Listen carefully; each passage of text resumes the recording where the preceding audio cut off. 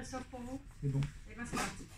Eh bien bonjour à tous, nous sommes ici aujourd'hui afin que je vous présente mes 6 mois de formation en tant qu'assistante médico-administrative en chirurgie orthopédie. Donc tout d'abord je commencerai par me présenter, puis je vous parlerai de mon lieu de stage ainsi que de mon tuteur, le docteur Guillaume Rougereau. J'aborderai ensuite les différentes tâches qui m'ont été confiées, puis j'en viendrai aux difficultés et aux solutions que j'ai rencontrées, et je dresserai le bilan de cette formation. Donc, tout d'abord, je me présente, je m'appelle Océane, j'ai 21 ans et j'habite une petite ville dans le 78. En 2015, j'ai obtenu mon baccalauréat accompagnement, soins et services à la personne. J'ai ensuite continué mes études pendant 2 années dans 2 formations différentes, une dans le social et une en diététique, 2 formations très intéressantes mais qui ne me convenaient pas totalement.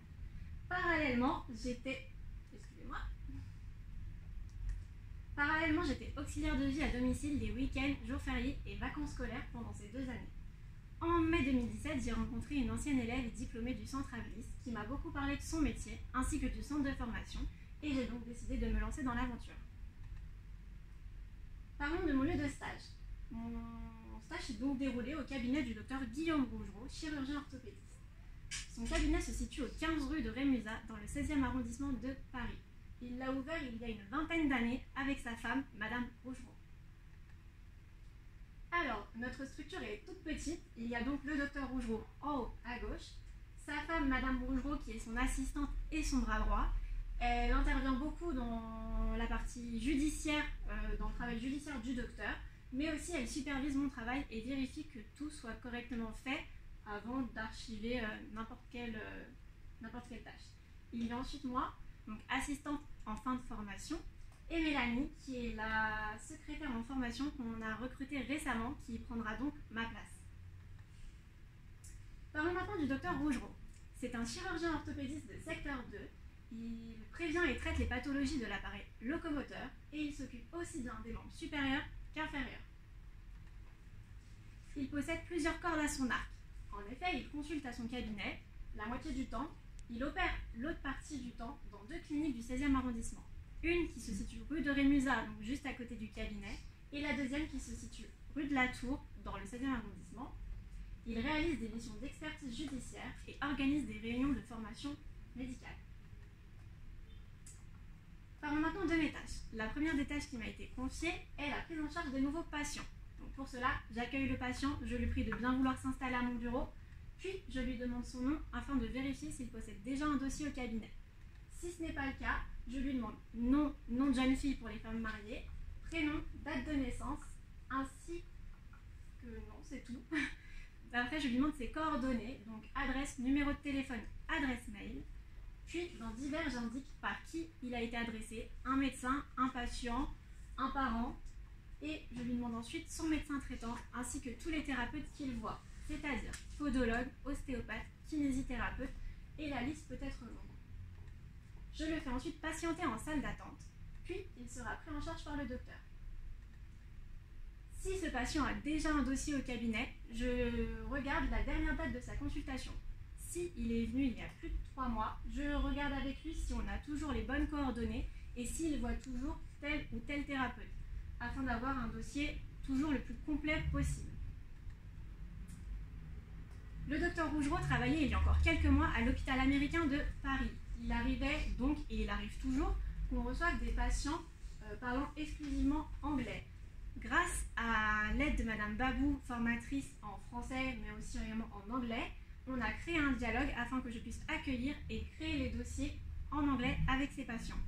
Il a fallu du coup que je comprenne et que j'apprenne ce dialogue afin d'être à l'aise sur mon lieu de stage. Concernant les appels, je ne gère ni l'accueil téléphonique ni la prise de rendez-vous des patients. C'est ma tutrice, du coup, Madame Rougereau, qui s'en charge. Je me sers exclusivement du téléphone pour appeler les centres d'imagerie et les laboratoires afin d'obtenir les comptes rendus de nos patients. J'appelle les médecins ou des thérapeutes afin d'avoir des informations les concernant ou lorsque le docteur souhaite parler à quelqu'un en particulier. J'appelle des taxis et des ambulances lorsque les patients me le demandent. La priorité de ma journée est de frapper les comptes rendus dictés par le docteur Rougereau. Pour cela, dans notre logiciel, nous avons déjà des documents types. Il ne me reste plus qu'à modifier les correspondants et faire ma lettre. Ensuite, je la valide et elle sera relue par Madame Rougerot avant l'envoi. Nos dossiers patients sont entièrement informatisés, ce qui fait que quand nous recevons du courrier, je dois tout scanner dans le dossier de la personne concernée. Ça sera ensuite vérifié et classé et après du coup archivé aussi à la cave. Concernant la gestion du courrier, tout ce qui ne peut pas être envoyé par mail sera donc envoyé par courrier. Le docteur doit signer tous les documents. Je les mets ensuite sous pli, j'affranchis et je les envoie le soir en partant. Lorsque le docteur programme une intervention, je dois créer le dossier post-opératoire du patient. Pour cela, je prends un dossier comme montré sur le diaporama. J'y mets les honoraires du docteur Rougerot. Les ordonnances diffèrent selon les opérations, mais on retrouve principalement des antalgiques, de l'homéopathie qui comprend de l'arnica et de la vitamine C, et des pansements à faire par des infirmiers. J'y ajoute aussi le compte-rendu d'hospitalisation qui reprend la clinique où le patient a été opéré, son nom, prénom, date de naissance, et le docteur remplit ensuite le nom de l'intervention, la date du rendez-vous post-opératoire, la date de l'arrêt de travail et d'autres informations. J'y glisse aussi un arrêt de travail ou un certificat médical maladie professionnelle ou accident de travail selon la situation du patient, ou alors on ne met rien du tout s'il est étudiant ou à la retraite. Comme dit auparavant, le docteur Rougerot organise des réunions de formation médicale. Donc il en organise une tous les mois, le mardi et le mercredi soir. Elles ont des thèmes différents mais tournent autour des pathologies de l'appareil locomoteur. Mon rôle est donc de créer les invitations, de les imprimer, les mettre sous pli avec les adresses des différents thérapeutes, les affranchir et elles seront envoyées un mois avant la réunion. J'imprime environ 30 invitations et 300 sont envoyées par mail par ma tutrice.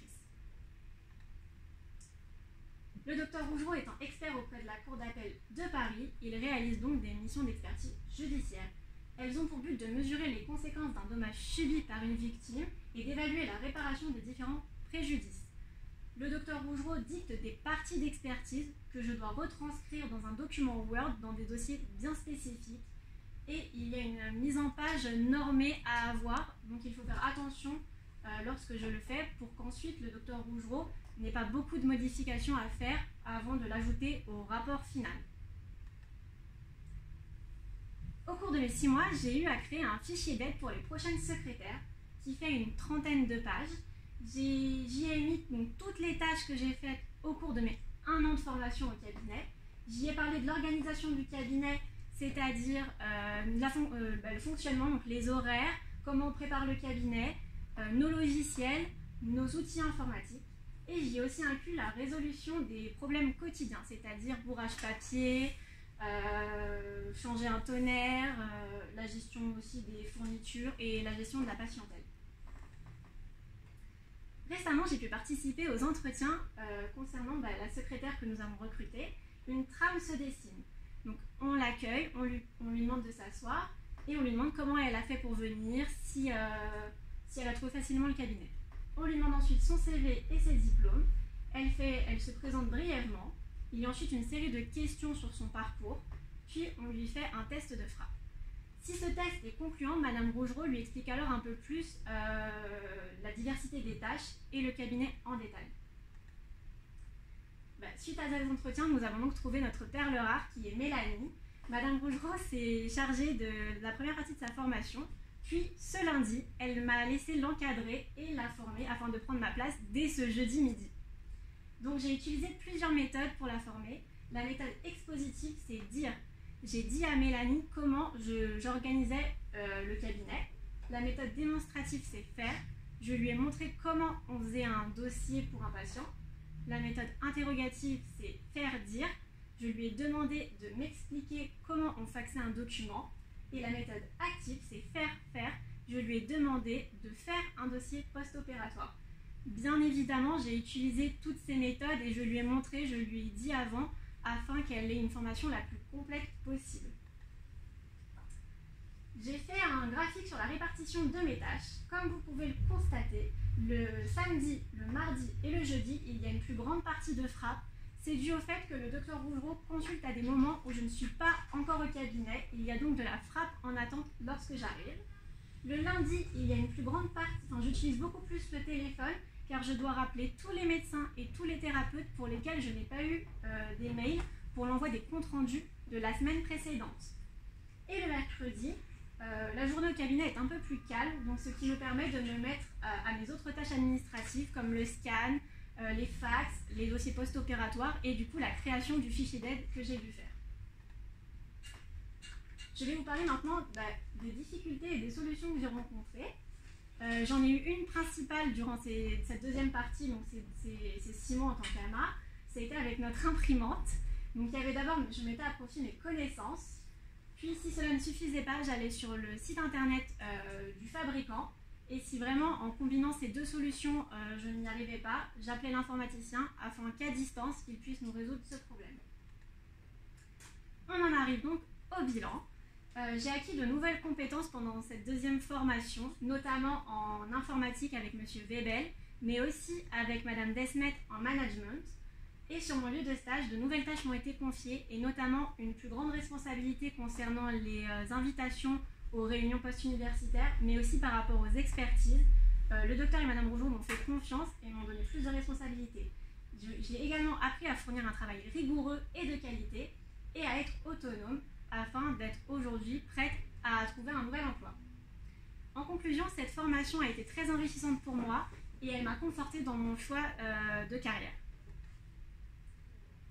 Eh bien, je tiens d'abord à remercier Madame Payer qui était là le jour de mon recrutement ainsi que toute l'équipe du Centre Avlis pour leur formation qui sont très complètes et très bien expliquées. Je tiens à remercier ma tutrice et mon tuteur qui ne sont pas là aujourd'hui mais qui m'ont félicité tout à l'heure. Ils m'ont accompagnée et très bien formée. Et bien évidemment, je vous remercie aussi pour m'avoir écoutée.